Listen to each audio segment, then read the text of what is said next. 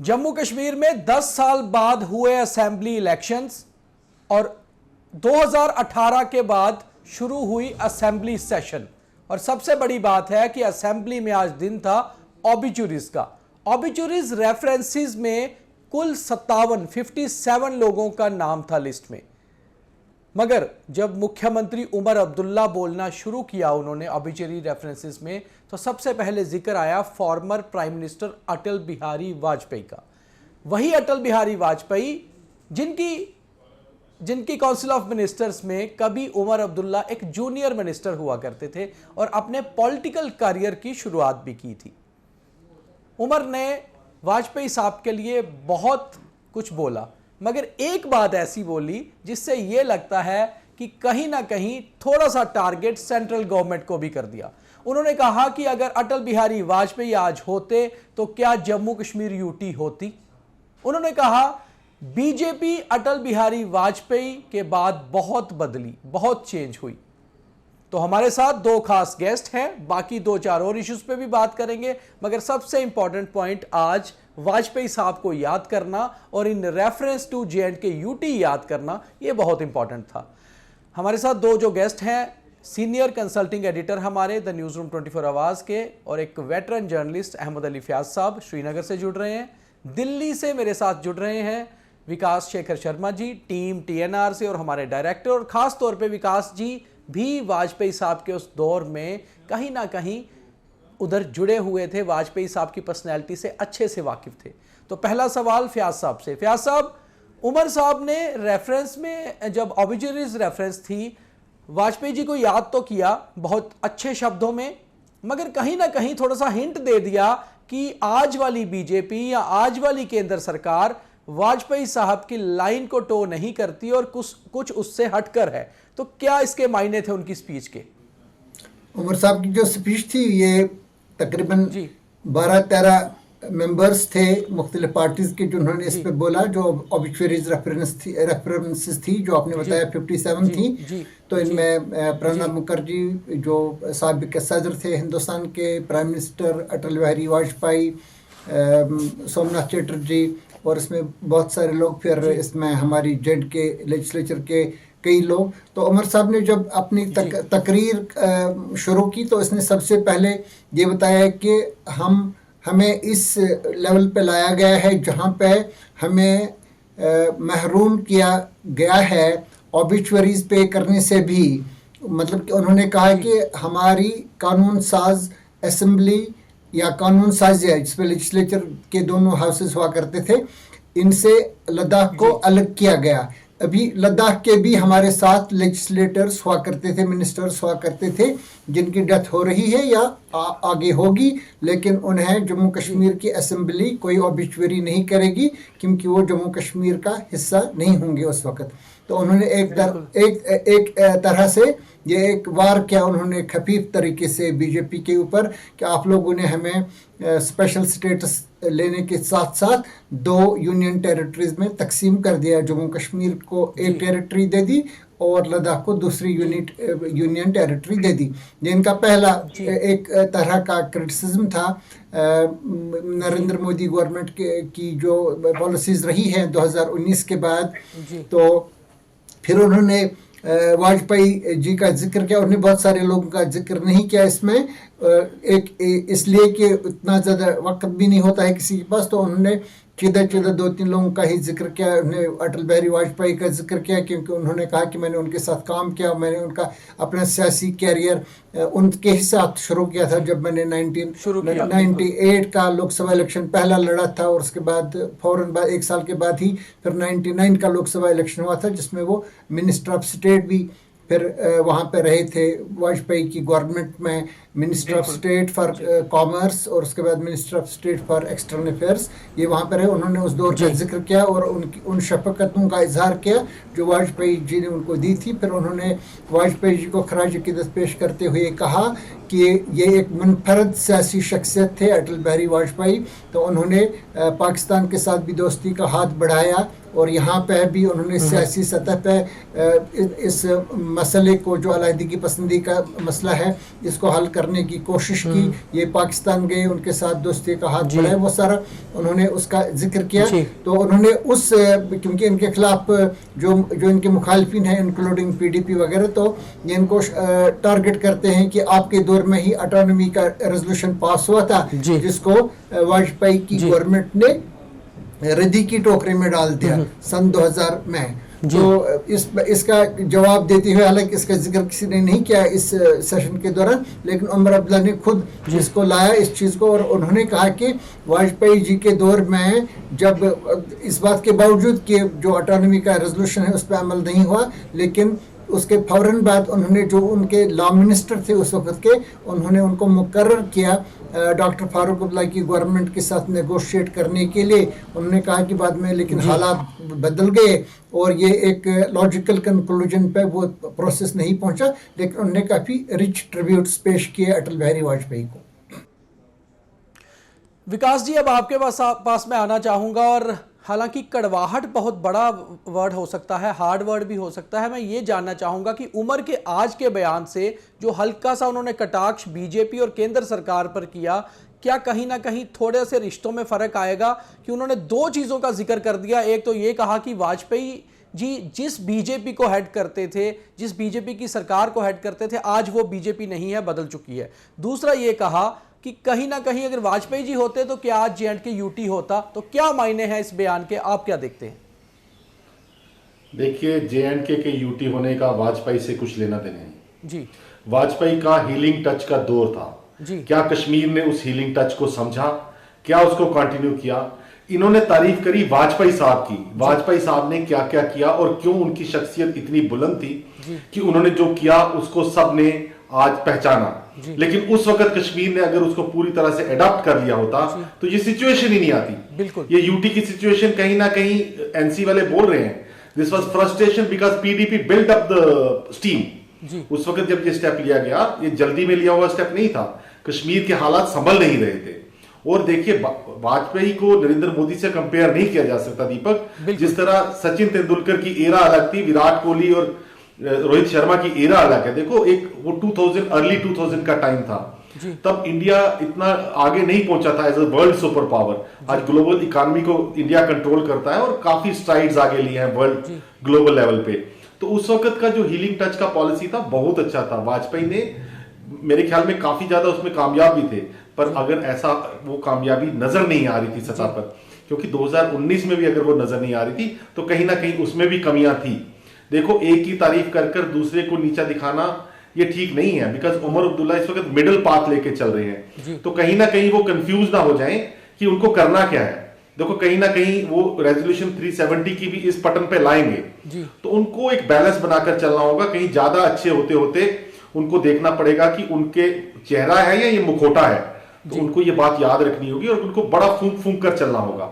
तो ऐसे में अगर वो वाजपेयी साहब की तारीफ करते हैं, he is welcome because if he acknowledges that he was such a grand personality, no, he cannot negate and say that Narendra Modi is any small shakhsiyat, because global level he is, I think, world leader and a very tall leader, and whatever he has done, he must have thought about it, his government must have thought about it before doing it, and we have to balance the situation today.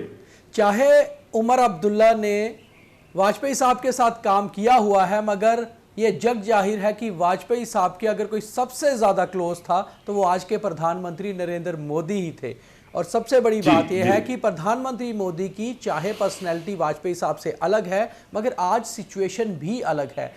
Fayaz साहब, मैं आपसे सीधे ये जानना चाहूँगा अब कि क्या उमर अब्दुल्ला इस तरह के बयान देकर केंद्र में आज की बीजेपी सरकार से कुछ दूरियां बढ़ा रहे हैं और इसका फर्क आने वाले दिनों में दिखेगा? ये क्लियर है कि they have been sulking over the years. ये लगातार बोल रहे हैं, एक ही तकरीबन ज़बान है नेशनल कॉन्फ्रेंस और पीडीपी की। इसमें दोनों ये बता रहे हैं कि जो आज की बीजेपी है, मतलब कि 2014 के बाद की बीजेपी है, बाद की बीजेपी, हाँ, बिल्कुल मोदी बीजेपी, ये बता रहे हैं कि ये उससे पहले की जो NDA 1 जिसको के दौरान जो मिस्टर अटल बिहारी वाजपेयी के तहत बीजेपी थी, उससे ये मुख्तलिफ है। जब ये बात करते हैं तो उस वक्त ये कई चीज़ों का हवाला देते हैं, न सिर्फ यहाँ के हालात का, मतलब कि इन्होंने नई गवर्नमेंट जो आई है नरेंद्र मोदी जी की गवर्नमेंट, तो इन्होंने हमें डिसएम्पावर किया, इन्होंने 2 यूटीज बना दी, खसूसी जो सेमी ऑटोनमस स्टेटस था वो छीन लिया। उस वक्त ये कई लोग इनमें से ये भी कह रहे हैं कि इन्होंने खुद अपनी भारतीय जनता पार्टी के दौरान भी जो उसमें सरकर्द लीडर्स वहाँ पे थे, ये नाम लेते हैं लाल कृष्ण आडवाणी का, सुषमा स्वराज जी का, अरुण जेटली, बहुत सारे लोग इंक्लूडिंग स्मृति ईरानी का, ये कहते हैं कि देखो इन्होंने सब लोगों को जिनमें थोड़ा सा भी मफाहिमत की रिकॉन्सिलिएशन के इम्कान थे उन सब को उन्होंने पीछे कर दिया और उन्होंने एक बहुत ही एग्रेसिव तरीके से हर चीज़ को डील किया, जिसमें उन्होंने जम्मू कश्मीर को भी डील किया। ये एक मतलब इस पे कंट्रोवर्शियल चीज़ है जिसके हक में और जिसके खिलाफ आर्गुमेंट्स दिए जा सकते हैं, लेकिन अभी तक इनका ये मानना है कि ये जो मतलब मिस्टर मोदी वाली भारतीय जनता पार्टी है, इन्होंने कश्मीर के साथ आईनी तौर पर बहुत ज़्यादतियाँ की हैं, इन्होंने एब्रोगेशन ऑफ 370 किया, यूनियन टेरिटरी बनाया वगैरह, ये सारी चीज़ें ये बता रहे हैं। लेकिन ये सारी जो पॉलिटिकल पार्टीज हैं साथ साथ में ये आज का ही सिलसिला नहीं है, ये बहुत साल से, अपने महबूबा मुफ्ती के बयान भी आपको याद होंगे जिसमें उन्होंने कई बार ये कहा कि अगर आज भी वाजपेयी जी होते तो आज भी हमें फ़ख्र होता उनके साथ काम करने का। और जब उमर अब्दुल्ला के खिलाफ ये इल्ज़ाम लगाया जा रहा है, चाहे वो PDP से या दूसरी जो अपोजिशन की पॉलिटिकल पार्टीज यहाँ पे हैं, हालांकि वो बहुत छोटी पार्टीज हैं, उनके 1 या 2 MLAs हैं एक पार्टी के, तो वो पार्टीज जब इल्ज़ाम लगाती हैं उनके खिलाफ कि उन्होंने BJP की सरकार में काम किया है, तो उस वक्त वो यही बता रहे हैं कि वो BJP इससे कतई मुख्तलिफ थी। वो BJP इंसानियत जमहूरियत में यकीन रखती थी, कश्मीरियत में यकीन रखती थी। ये दोनों यही बात बता रहे हैं। और जब नेशनल कॉन्फ्रेंस पे इस पे तनकीद होती है उमर अब्दुल्ला पे, तो उस वक्त ये बता रहे हैं कि ये नरेंद्र मोदी वाली वाजपेयी, ये BJP नहीं थी, भाजपा नहीं थी जिसमें हम थे। तो ये इनका एक तसलसल के साथ उन्होंने एक मतलब ये जारी रखा है। ये बयान ये आज का ही नहीं है, ये पिछले कई साल से ये लोग बता रहे हैं। जी, ना तो वो दौर है, ना तो वो लोग हैं, और ना ही वो सिचुएशन है। सब कुछ बदल चुका है समय के साथ साथ। विकास जी, जिस तरह से रेस्टोरेशन ऑफ स्टेटहुड का एक प्रोसेस शुरू हुआ था सरकार बनते ही 16 अक्टूबर को, रेजोल्यूशन को LG साहब ने पास भी कर दिया था और उमर अब्दुल्ला दिल्ली पहुंचे, प्रधानमंत्री, रक्षा मंत्री और गृह मंत्री से मुलाकात भी हो गई। आपको लगता है अब ये जो असेंबली के बीच में चीज़ें निकल कर आ रही हैं, एक तो पर्सनल रेजोल्यूशन लाना PDP द्वारा, 370 की बात करना और उमर के ऐसे बयान देना, आपको लगता है स्टेटहुड रेस्टोरेशन प्रोसेस पे इसका अफेक्ट या इम्पैक्ट पड़ेगा? देखिए, जहां तक दीपक PDP का सवाल है, वो कुछ भी बोलेंगे इस वक्त, क्योंकि उनके अस्तित्व को पूरा खतरा है, उनको एक बारी दोबारा रेलेवेंस में आना है जी। और बात रही उमर अब्दुल्ला और NC की, they are walking on a tight rope जी। They have to be very careful and cautious about what they say, but still the people sitting in the centre understand there are certain statements, those are political and जो किसी न किसी मौके पर हर political party को करनी पड़ती हैं। तो उमर अब्दुल्ला की ऐसी स्टेटमेंट्स को भी इतना ज्यादा सीरियसली नहीं लिया जाएगा, बिकॉज उनका डायलॉग जारी है सेंटर के साथ। लेकिन फिर भी ये कहना, और कल PDP का उन्होंने ये कहा कि इस वक्त ये रेजोल्यूशन लाना जरूरी नहीं थी, फिर दूसरी ही सांस में वो बोले ये आएगी, कुछ दिनों के बाद आएगी। तो कहीं ना कहीं दोनों पार्टीज हैंड इन ग्लव हैं, लैंग्वेज दोनों की अलग है, एक शुगर कोटेड करके कह रहा है, एक ने एकदम से कह दिया। तो अगर ये वाजपेयी की जब बात करते हैं और नरेंद्र मोदी के एक स्ट्रांग हैंड की बात करते हैं, अगर ये लोग समझ गए होते कि प्रॉब्लम कहां है। देखिए, जो भी बच्चा एग्जाम देने जाता है ना दीपक, वो जब एग्जाम दे के आता है उसको पूछो कैसा हुआ, तो वो कहता है अच्छे आएंगे, 90% आएंगे, और बाद में 45% नंबर लेके आता है। कारण ये होता है कि बहुत इंपॉर्टेंट होता है आप किस स्कूल से पढ़ाई कर रहे हैं, आपने जो सिलेबस को कवर किया था कि सिलेबस के बाहर की चीजें पढ़कर एग्जाम देने चले गए। तो NC को समझना होगा कि अगर PDP और NC ने वैली में वो चीजें समझी होती, जब कश्मीर के लोगों ने वो चीजें समझी होती, तो ऐसा कोई स्ट्रांग हैंड नहीं यूज करना पड़ता। और गया क्या है, 370 आजादी तो नहीं चलेगी, डेवलपमेंट हो रही है, स्टेटहुड का प्रॉमिस है, वो मिल जाएगी। तो 373 जो डिजिट है, इनको लेकर लड़ाई क्या है? या तो एक्सप्लेन करें 370 से वो क्या समझते हैं। क्या वो ये मानते हैं कि 370 से जो मर्जर हुआ था जम्मू कश्मीर का इंडिया के साथ, वो गलत था। जब उसको वापस चाहते, मर्जर तो था और मर्जर ही है, यूटी बनी है, that's time being, that's because security has to be taken care, वो एक रिस्पॉन्सिबिलिटी है सेंटर की आफ्टर एब्रोगेशन ऑफ 370। तो सही मौका आने पर अगर आपको स्टेटहुड मिल जाती है, आपकी डेवलपमेंट में सेंटर साझेदारी रखता है, तो कहां है प्रॉब्लम? तो खुलकर बोलिए ना प्रॉब्लम कहां है। आप गोल गोल घूम रहे हैं तो शायद आप अपने मकसद से काफी दूर जा रहे हैं। हालांकि फयाज साहब, आज हाउस के अंदर बीजेपी, जब ये सारा बयानबाजी हो रही थी, बीजेपी के सदस्य, बीजेपी के बेंचेस तकरीबन चुप रहे, कोई रिएक्ट नहीं किया। मगर आपको लगता है आने वाले दिनों में असेंबली के अंदर या असेंबली के बाहर जम्मू कश्मीर की गवर्नमेंट और सेंट्रल गवर्नमेंट या फिर सेंट्रल गवर्नमेंट की मेन पार्टी बीजेपी के बीच में कोई रिफ्ट बढ़ सकती है? मुझे लग रहा है कि अगर नेशनल कॉन्फ्रेंस ने वो रेजोल्यूशन लाया जिसका उन्होंने अपने इलेक्शन मैनिफेस्टो में जिक्र किया है और जिस पे उन्हें लगातार तनकीद का सामना करना पड़ रहा है यहाँ की अपोजिशन पार्टीज़ की तरफ से और कई दूसरे लोगों की तरफ से, जो इलेक्शन तो हार चुके हैं लेकिन उनके वार जारी हैं नेशनल कॉन्फ्रेंस पर और उमर अब्दुल्ला की सरकार पे, तो वो लगातार इनको बता रहे हैं कि आप लोगों ने मैनिफेस्टो में ये बात बोली थी। अगर नेशनल कॉन्फ्रेंस ने वो रेजोल्यूशन लाया, उसके बाद अगर उसमें इन अल्फाज का इस्तेमाल किया जैसे रेस्टोरेशन ऑफ आर्टिकल 370, ये बात बीजेपी सुनना नहीं चाहती है। बीजेपी, उमर अब्दुल्ला इन दिनों कश्मीर को भी खुश करना चाहते हैं और अपनी सरकार भी चलाना चाहते हैं, स्टेटहुड भी वापस चाहते हैं और ये भी चाहते हैं कि केंद्र के साथ रिश्ते अच्छे हों। मगर बयानबाजी बीच में ऐसी होती है जिसको देखकर कहीं ना कहीं लगता है कि जम्मू कश्मीर की सरकार और केंद्र की सरकार कहीं ना कहीं कोई फासला बढ़ सकता है, क्योंकि जिसकी केंद्र में सरकार है उसी पार्टी की जम्मू कश्मीर में ऑपोजिशन है। और चाहे बीजेपी का रिएक्शन यहां से नहीं आ रहा हो, मगर उमर अब्दुल्ला के बयानों का असर कहीं ना कहीं दिख ही रहा है।